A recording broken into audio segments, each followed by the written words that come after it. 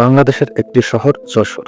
এই যশোরের বুকেই আছে এক নিষিদ্ধ জগৎ, যেটা নিয়ে কথা বলতে অনেকে ভয় পায়, আবার জানতেও চাই লাখো মানুষ। আজকের ভিডিওতে আমরা কোনো গুজব নয়, ইতিহাস, বাস্তবতা আর বর্তমান পরিস্থিতি নিয়েই কথা বলবো।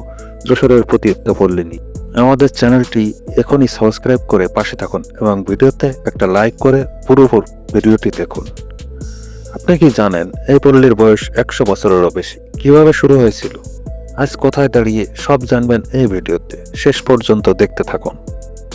ব্রিটিশ আমলে যশোর ছিল একটি গুরুত্বপূর্ণ প্রশাসনিক ও বাণিজ্যিক কেন্দ্র।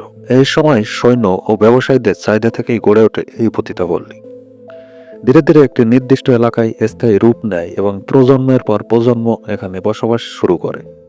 যশোর শহরের এলাকাকে কেন্দ্র করেই এই পতিতাপল্লী পরিচিত। এটি যশোর রেলওয়ে স্টেশন ও শহরের প্রধান সড়ক থেকে খুব দূরে নয়।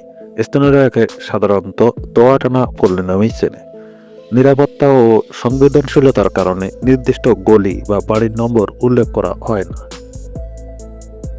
তবে চাচড়া বাস স্ট্যান্ড থেকে রিক্সা যোগে এখানে যাওয়া যায়।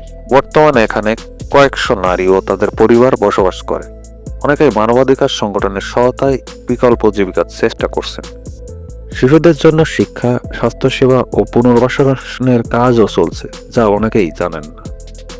এই পল্লীকে ঘিরে সমাজে রয়েছে তীব্র বিতর্ক। কেউ একে বন্ধ করার পক্ষে, কেউ বা বলে মানবিক পুনর্বাসন ছাড়া সমাধান সম্ভব নয়।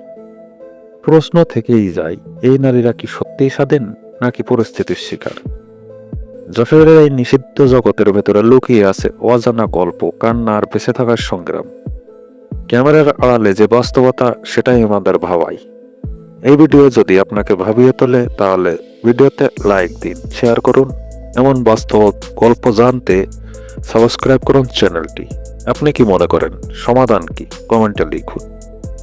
এই ভিডিওটি তথ্যভিত্তিক ও সামাজিক সচেতনতার জন্য তৈরি। কোনো অবৈধ কাজ বা শোষণকে উৎসাহিত করা আমাদের উদ্দেশ্য নয়।